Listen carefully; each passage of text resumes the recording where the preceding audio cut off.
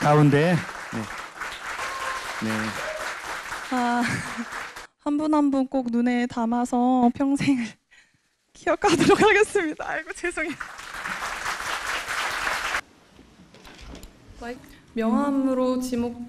명함을 토대로 경찰 측에서 지목을 해준 거예요, 사실은. 그래서 첫 번째 지목의 대상이 됐던 분이고, 지목이 된 시점에서 제가 여의도자에 살 때 꽃을 받았습니다. 사실은 어떻게 보면 스토킹인데 제 집을 아신다는 것 자체가 솔직히 두려웠어요. 그건 그냥 일반적인 남성이 보냈다고 해도 그랬을 것이고, 경찰 측에 말씀드렸더니 직접 수거해 가셨어요. 뭐 폭탄물이나 혹시나 녹음 장치가 있는지에 대해서. 그래서 저는 10년 전이고요. 언론의 신뢰도가 지금도 조금 안 좋은 마당인데 이렇게 한 언론사로 인해서 많은 분들이 피해를 본다고 생각합니다. 그래서 그 부분은 아직 저는 사과를 받지 못했고, 이게 개인 블로거도 아니고 책임을 지지 않고 수정을 하고 삭제를 한 것은 분명히 말씀을 해주셔야 되는 것 같아요. 그래서 그 부분에 대해서는 저도 아직 의구심이 들고, 그 기자분이 저희 경호원 또 연락처를 아셨어요. 그것도 놀라운 사실이고, 연락처를 아셔서 제 연락처를 물으셨어요. 본인이 잘못한 것은 생각을 안 하시고, 제가 전화를 못 받아서 다시 연락을 드렸더니 5분 뒤에 전화를 하신다고 하고선 지금 며칠째 연락이 안 되십니다. 무슨 말을 하시려고 했는지 모르겠으나 저는 일체 사과를 받고 싶지 않고, 저에게가 아니라 언론 관계자분들에게 사과를 해주셔야 된다고 저는 보고 있습니다. 처음 본 사람에게 저는 기자도 아닌데 왜 명함을 주실까요? 본인이 좀 해명을 해주셨으면 좋겠네요. 그게 고소가 될 거리라고 저는 절대 보여지지 않으며, 오히려 뭔가를 은닉하시는 것처럼 오히려 오해를 하실 것 같기 때문에 고소는 취하해 주시는 게 맞다고 보고 있고, 기자분들은 여기 모두 많은 분들이 오셨는데 정확하게 보도를 하기 위해서 기사를 썼을 뿐입니다. 그리고 그것이 사실이고요. 근데 사실에 대해서 명예훼손을 한다는 것은 저는 그냥 일반 시민이지만 이게 합당하지 않게 보이거든요. 우선 명함을 받은 것은 사실이기 때문에 식사 자리였고 와인을 마시는 자리였고, 그것은 아닙니다. 홍 씨가 맞고요. 죄송해요. 저는 있는 사실대로 말씀드리니까 식사 자리였고 따로 옮겨서 와인을 마신 건 아니고, 식사 자리를 할 때 와인을 드신 분도 있고 안 드신 분도 있습니다. 한 차례 식사했고 그 중에 와인을 마신 사람은 와인 마셨을 뿐인데 그게 고소거리가 되는지의 여부는 저는 아직도 의구심이 드네요. 반대로. 확보했다는 게 이제 연루됐다는 식으로 해석이 될 수 있으니까. 그건 본인들이 그렇게 확대 해석하신 거 아닌가요? 그렇게 치면 뉴시스에서는 왜 저한테 그런 말도 안 되는 모함하신 거잖아요. 사과하셨어요? 그러면서 왜 이 자리에서 그걸 해명을 해야 되죠? 저와 기자님들이?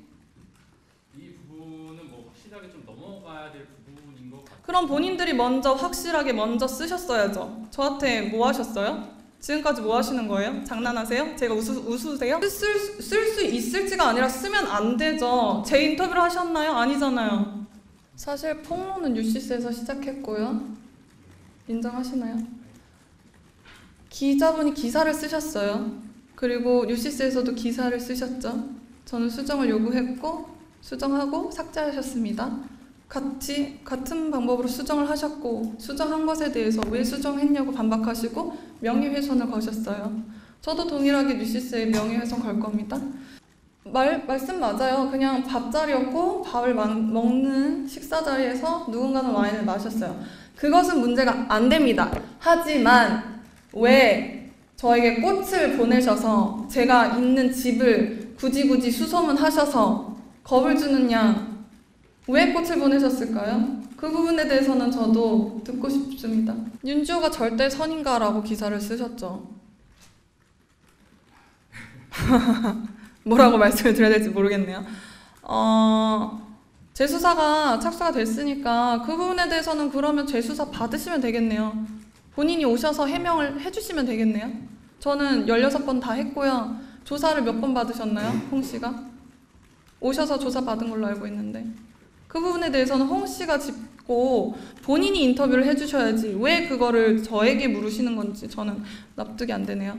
왜 그런 자리에 갔냐, 안 갔으면 됐지 않냐 이런 질문 저도 댓글에서 많이 보는데 갈 수밖에 없었던 것은 대표의 폭력적인 성향을 제 눈앞에서 제 친구가 맞는 걸 봤고 와인잔이 깨지면서 손에서 피가 흐른다든지 대표가 어떤 드라마 PD분을 핸드폰으로 머리를 가해서 피가 흐르고 찢겨지고 뭐 그랬던 분이에요. 그 정도로 폭력적인 성향을 가지신 분이었고 자연 언니와 저는 토시 하나 틀리지 않고 계약서가 동일합니다.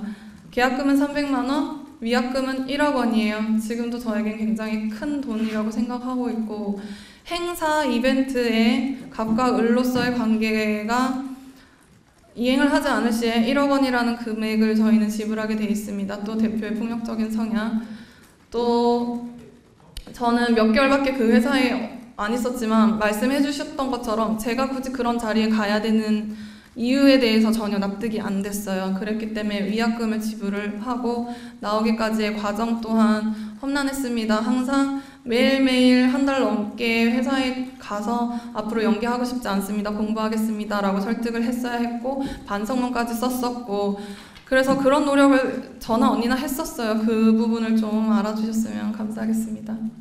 네, 우선 제가 캐나다로 돌아가기 전부터 이제 다음 주부터는 외신 인터뷰를 시작할 겁니다. 그 이유는 국내 언론도 물론 신뢰를 하지만 외신을 신뢰하는 국내인들이 더 많다는 점, 그리고 지금 개선된 점이 발생했기 때문에 사실 한국인으로 살면서 너무나 수치스러웠어요. 오히려 외신에서 보도를 해야 국내에서 많은 변화가 이뤄질 것 같아요. 지금까지 제가 할 수 있는 것은 개인의 역량이었고 외신에서 보도가 된다면 보다 세분화, 그리고 외국에서 보실 때 이 한국이란 나라에서 지금 벌어지는 정황이 과연 일반적인 상식선에서 이뤄지는 일인지 그것도 저는 궁금하기도 했고요. 또 국내에서 머무는 동안 이제는 제가 신뢰하는 언론사와만 인터뷰를 하겠습니다. 왜냐하면 왜곡된 기사들이 너무 넘쳐나고 앞으로 제가 연락을 드리고 기사 인터뷰에 응하는 것은 제가 판단했을 때 신뢰성이 바탕이 되는 언론사라고 저 스스로는 말씀을 드리고 싶고요. 네. 정리하겠습니다. 감사합니다.